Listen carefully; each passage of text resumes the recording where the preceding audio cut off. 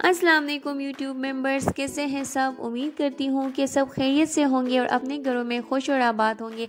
आज आपके साथ ज़बरदस्त मटर गोश्त की रेसिपी शेयर कर रही हूँ जो कि बहुत ही टेस्टी भी बनेगा। बहुत आसान तरीके से मैं आपको बनाना सिखाऊंगी और बहुत ही खुशबूदार है, ये लजीज है, सबको बेहद पसंद आएगा। अगर आपको मेरी रेसिपी अच्छी लगे तो कमेंट सेक्शन में मेरे साथ अपना एक्सपीरियंस शेयर कीजिएगा। तो चलते हैं, मटर गोश्त बनाने के लिए हमें जिन जिन इंग्रेडिएंट्स की ज़रूरत है और इंग्रेडिएंट्स को आप नोट कर लें।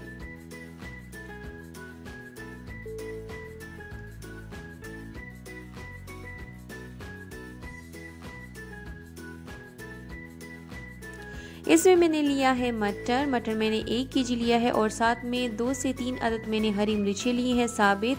धनिया पाउडर है 1 टीस्पून, हल्दी पाउडर 1/2 टीस्पून, सॉल्ट है 1.5 टीस्पून, ज़ीरा है कुटा हुआ 1 टीस्पून, 3 जो है तो इसमें लौंग है और 2 जो है तो दालचीनी के स्टिक्स हैं।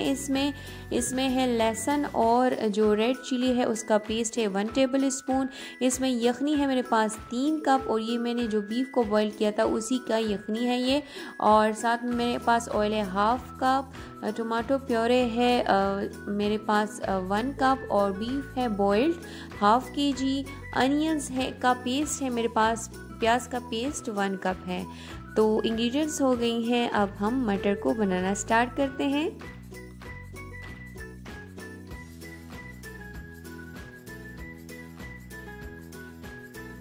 तो जी, मटर बनाने के लिए सबसे पहले मैंने एक पैन ले लिया है और उसको चूल्हे पर आप रख के उसको गर्म कर लीजिएगा।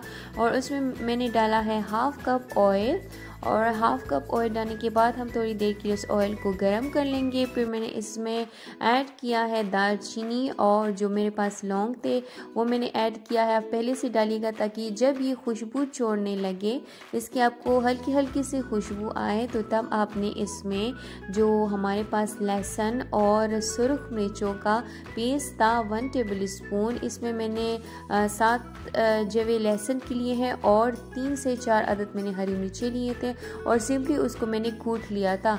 तो ये आपने इसमें ऐड करना है। इसको आप फ्राई कर लीजिएगा, 1 मिनट तक अच्छी तरह से फ्राई कीजिएगा। जब ये फ्राई हो जाएंगे तो आपने इसमें ऐड करना है गोश्त, जो हमने बॉइल्ड बीफ के पीसेस रखे थे वो आपने इसमें ऐड करके और इसको अच्छी तरीके से फ्राई करना है। ये मैंने इस तरह से किया था कि 1/2 kg बीफ को मैंने 1 लीटर पानी में सिंपली कुकर में डाल के इसको जो है तो पकाया है। और मेरे पास जो यखनी है उसको मैंने अलग कर लिया था और जो बीफ के पीसेस हैं उसको मैंने अलहदा कर लिए थे। तो इसको आपने अच्छी तरीके से फ्राई कर लेना है। उसके बाद आपने जब ये हमारी बीफ के पीसेस अच्छे से फ्राई हो जाएँ तो फिर आपने इसमें ऐड करना है जो प्याज का पेस्ट था हमारे पास 1 कप, वो आपने इसमें ऐड कर लेना है। इसे ऐड करने के बाद आपने इसको अच्छी तरीके से मिक्स करना है ताकि हमारी जो प्याज है वो पक जाए अच्छी तरीके से और इसका जो अपना कलर है पिंकिश कलर वो बिल्कुल ख़त्म हो जाए और इसका कलर जो है तो वो हमारे पास इस तरह से कुछ हो जाएगा। तो आपने फिर इसमें सारी जो हमारे पास स्पाइसेस हैं वो आपने इसमें ऐड किए हैं। हल्दी है, धनिया पाउडर है, कुटा हुआ ज़ीरा है और मेरे पास है इसमें नमक,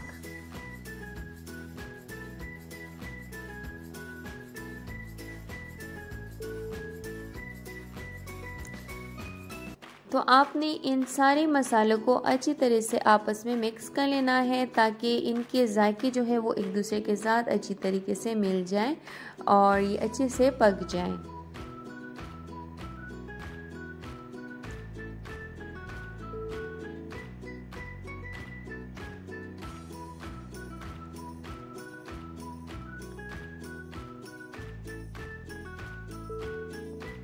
तो जी, हमारे मसाले सारे आपस में बहुत अच्छी तरीके से फ्राई हो गए हैं और जब इसकी शेप कुछ इस तरह से हो जाए तो आपने इसमें जो टमाटो प्योरे था हमारे पास 1 कप, वो इसमें ऐड करके इसको अच्छी तरीके से भूनना है अच्छे से आपने इसको भून लेना है ताकि टमाटर का जो वो कच्ची सी उसकी स्मेल होती है वो ख़त्म हो जाए। तो फिर आपने इसमें ऐड करना है इंग्रेडिएंट्स में मैं ये भूल गई थी, ये खुश्क मेथी है और ये मैंने लिया है 1/2 टीस्पून खुश्क मेथी। आपने इस स्टेज पे इसमें ऐड कर लेना है। सही है। तो ये आपने खुश मेथी डाल के, ये मैंने खुशबू के लिए डाला है, ये ऐड करके आपने इसको मिक्स करना है। और मिक्स करने के बाद आपने इसमें जो हमारे पास मटर थे, मटर के दाने डालने हैं और इसको अच्छी तरीके से आपने इसकी अब बुनाई करनी है। बुनाई आपने तकरीबन 5 मिनट के लिए करनी है। इसको अच्छी तरीके से भून लेना है ताकि मटर जो है तो वो फ्राई हो जाए इस मसालों में, अच्छी तरीके से ये एक दूसरे के साथ मिल जाए और अच्छे से ये फ्राई हो जाए। तो 5 मिनट तक कम से कम आपने इसको में चम्मच चलाते रहना है ताकि मसाला नीचे लगने भी ना पाए और टमाटर हमारे अच्छे से भून जाए।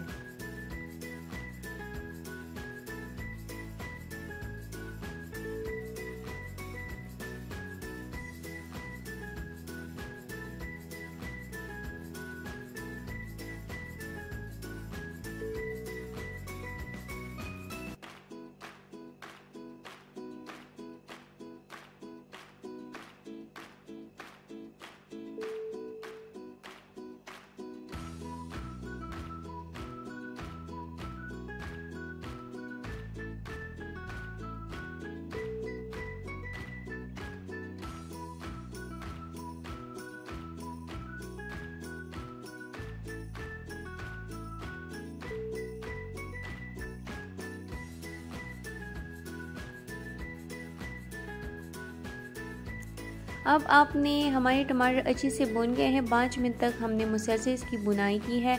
अब आपने इसमें जो हरी मिर्ची थी साबुत वो डालना है और इसको मिक्स कर ले थोड़ी देर के लिए।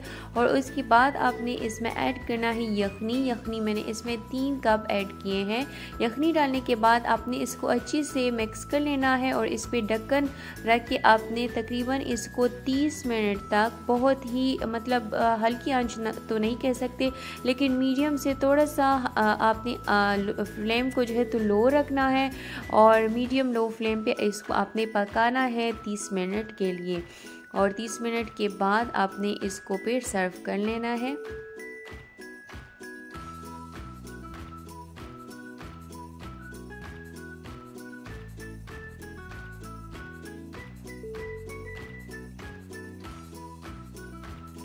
तो जी 30 मिनट के बाद जो हमारे जो मटर है उसको आप देख सकते हैं कि बिल्कुल पक गए हैं। मटर का हर एक दाना बिल्कुल अच्छे से पक गया है। इसमें बाज़ दाने जो है तो उसमें कच्चापन था वो भी ख़त्म हो गया है और ये लजीज़ हमारे पास मटर जो है तो बन के तैयार हो के आगे ही। ये नहायत ही मज़ेदार रेसिपी है, बहुत ही खुशबूदार है। अगर आप इसको ट्राई करेंगे तो अपनी उंगलियां चाटते रह जाएंगे। इसको गरम गरम नान के साथ सर्व कीजिए आप। और अगर आपको मेरी रेसिपी अच्छी लगे तो प्लीज़ कमेंट में मेरे साथ अपना एक्सपीरियंस शेयर कीजिएगा। मेरे चैनल को सब्सक्राइब कीजिए। अपना बहुत सारा ख्याल रखिएगा। अल्लाह हाफिज़।